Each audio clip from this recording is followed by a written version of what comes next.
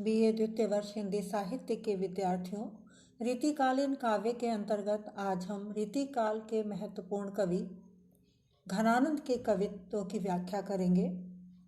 घनानंद रीतिकाल के रीति मुक्त काव्य धारा के कवि हैं। वह प्रेम और श्रृंगार के कवि हैं। उन्होंने ब्रज भाषा का सुंदर प्रयोग अपने काव्य के अंतर्गत किया है और प्रेम की पीड़ या विरह की व्यंजना करने में वे बेजोड़ हैं। आइए उनके कुछ महत्वपूर्ण पदों की कवित्वों की व्याख्या करते हैं। पहला पद है, मीत सुजान अनीत करो जिन हा न हूजिए मोहि अमोही, डीठी को और कहूँ नहीं ठोर फिरी द्रग रावर रूप की दोही, एक विसास की टेक गहे लगी आस रहे बसी प्राण बटोही, हो घन आनंद जीवन मूल दई कित प्यासनी मारत मोही। यह कवित्व घनानंद के द्वारा रचित वियोग वर्णन से लिया गया है, अर्थात श्रृंगार के वियोग पक्ष का इसमें सुंदर वर्णन हुआ है। इस कवित्व में प्रेमिका के अपने प्रिय के प्रति एकनिष्ठ प्रेम और उसके प्रति अनन्यता की भाव को व्यक्त करते हुए यहाँ प्रिया अपने प्रिय को उपालंभ देती है। वह कहती है कि तुमने मेरे साथ प्रेम में अनीति की है, अन्याय किया है। वह अन्याय क्या है देखते हैं। मीत सुजान अनीति करो जिन हा न हूजिए मोहि अमोही। यहाँ कोई नायिका नायक से कह रही है और उसके प्रति अपनी प्रेम निष्ठा को व्यक्त करते हुए प्रार्थना करती है कि हे मित्र, हे मेरे प्रिय मित्र सुजान, अब मेरे साथ और अधिक अन्याय मत करो, अर्थात मेरे प्रेम में मुझे और अधिक मेरे साथ अनीति मत करो। जिन हा न हूजिए मोहि अमोही, हे निर्मोही, मेरे कष्ट को, मेरी वेदना को, मेरी पीड़ा को और बढ़ाने का प्रयत्न मत करो, क्योंकि डीठी को और कहूँ नहीं ठोर फिरी द्रग रावरे रूप की दोही, कि मेरी दृष्टि की ये विशेष विवशता है कि उसे कहीं अन्यत्र स्थान नहीं है, अर्थात मेरी दृष्टि निरंतर आपके ही रूप की लोभी है, उसी रूप का दर्शन करना चाहती है। इसलिए अपने रूप का दर्शन ना करा करके या अपने दर्शन ना दे करके जो तुम मेरे साथ अन्याय कर रहे हो वह अन्याय बंद करो। अब इस अन्याय को और अधिक मत करो और मुझे अपने रूप के दर्शन प्रदान करो। एक विसास की टेक गहे लगी आस रहे बसी प्राण बटोही। एकमात्र विश्वास मेरे मन में ये बना हुआ है कि कभी ना कभी आपके रूप के, आपके सौंदर्य के दर्शन मुझे होंगे, और इसी आशा और विश्वास के कारण मेरे प्राण रूपी यात्री रुके हुए हैं। कहने का अभिप्राय यह है कि यह नायिका नायक से कह रही है, अपने प्रिय से कह रही है कि प्राण तो एक बटोही है, एक राहगीर है, एक यात्री है, कभी इस शरीर में निवास करते हैं और कभी फिर समय आने पर शरीर को छोड़ करके चले जाते हैं, लेकिन मेरे प्राण रूपी बटोही या राहगीर या यात्री इस शरीर में इसलिए बसे हुए हैं क्योंकि उन्हें आशा है कि कभी ना कभी तो आपके दर्शन अवश्य होंगे, और इसी विश्वास की डोर को पकड़े हुए मेरी सांस इस शरीर में बनी हुई है, अर्थात मेरा जीवन बना हुआ है। हो घन आनंद जीवन मूल दई कित प्यासनी मारत मोही। घनानंद कवि वर्णन कहते हैं कि हे, यहाँ पर नायिका कहती है अपने प्रिय से, उपालन देते हुए कहती है और अपना एकनिष्ठ प्रेम अभिव्यक्त करते हुए कहती है कि हे प्रिय, तुम मेरे जीवन के लिए आनंद की वर्षा करने वाली संजीवनी बूटी हो। इस प्रकार निर्मोही होकर के मुझे अपने दर्शनों की प्यास से क्यों मारे डालते हो। कहने का अभिप्राय यह है कि मेरे नेत्रों को तुम्हारे दर्शनों की आस है, मेरे मन को तुम्हारे दर्शनों की प्यास है, और अपने दर्शन ना करा करके मेरे जीवन को क्यों नष्ट करना चाहते हो। तुम्हारे दर्शन तो मेरे लिए, मेरे जीवन के लिए संजीवनी के समान है, आनंद घन के समान है।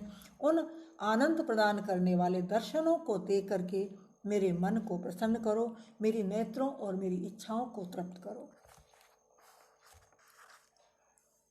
यहाँ पर कवि घनानंद ने एक प्रेमिका के द्वारा उसके प्रेम की एक निष्ठता की सुंदर व्याख्या कराई है। इसके साथ साथ ही यहाँ पर विरह की मार्मिकता के भी दर्शन हुए हैं।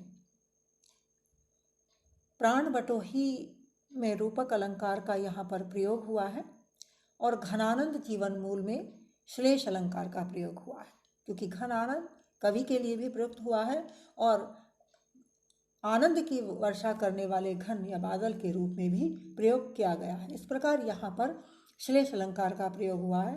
इसके अतिरिक्त अनुप्रास अलंकार का भी इस कवित्व में प्रयोग किया गया है। छंद के रूप में सवैया छंद है और यहाँ पर घनानंद ने ब्रज भाषा का सुंदर प्रयोग किया है। अब आइए दूसरा कवित्व देखते हैं। छवि को सदन मोद मंडित बदन चंद, त्रसित चखनी लाल कब को धो दिखाई हो। चटकीलो भेख करे मटकीली भांति सोही, मुरली अधर धरे लटकत आए हो। लोचन ढुराए कछु मृदु मुस्काए ने, भीनी बत्ती यानी लड़काए उतराए हो। विरह जरत जिए जानी आनी प्राण प्यारे, कृपा निधि आनंद को घन बरसाए। यहाँ पर श्री कृष्ण के सौंदर्य का, उनकी रूप माधुरी का चित्रण किसी गोपिका के माध्यम से यहाँ घनानंद ने कराया है। घनानंद कहते हैं कि छवि को सदन मोद मंडित बदन चंद। हे कृष्ण, तुम्हारा जो मुखमंडल है वो चंद्रमा के समान सुंदर, छवि को सदन है, सौंदर्य का मानो घर है, सौंदर्य का खजाना है और मन को प्रसन्न करने वाला है। कहने का अभिप्राय यह है कि एक नायिका या गोपी कह रही है कि हे कृष्ण, तुम्हारा मुखमंडल जो चंद्रमा के समान है वो आनंद और सौंदर्य का मानो खजाना है।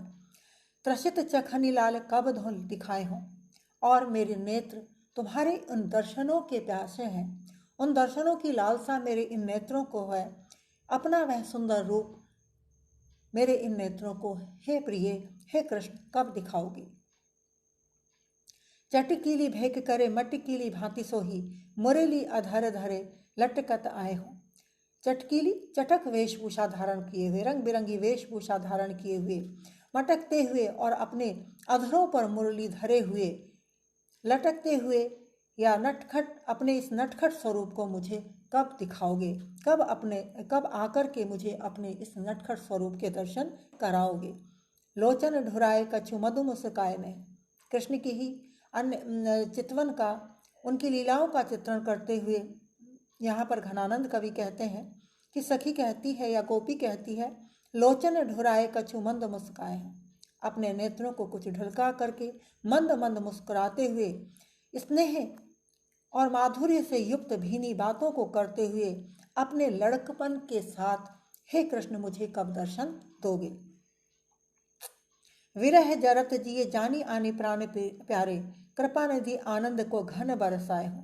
मेरा हृदय आपकी विरहाग्नि में चला जा रहा है। हे प्राणों के प्रिय श्री कृष्ण, आकर के अपनी कृपा की वर्षा करो। हे कृपा के खजाने, हे कृपा करने वाले श्री कृष्ण, अपने दर्शनों के आनंद घन को बरसा करके मेरे जीवन को आनंद से सराबोर कर दो। हे कृपा निधि, कब आकर के मुझे अपने दर्शन दोगे। यहाँ पर प्रियतम के रूप में श्री कृष्ण की रूप छवि का वर्णन किसी गोपिका के द्वारा कवि ने कराया है। इस कवित्व में नायिका के हृदय में संयोग की लालसा का भाव दिखाई पड़ता है। इसके अतिरिक्त यहाँ पर अनुप्रास, रूपक, उपमा आदि अलंकारों का सुंदर प्रयोग किया है।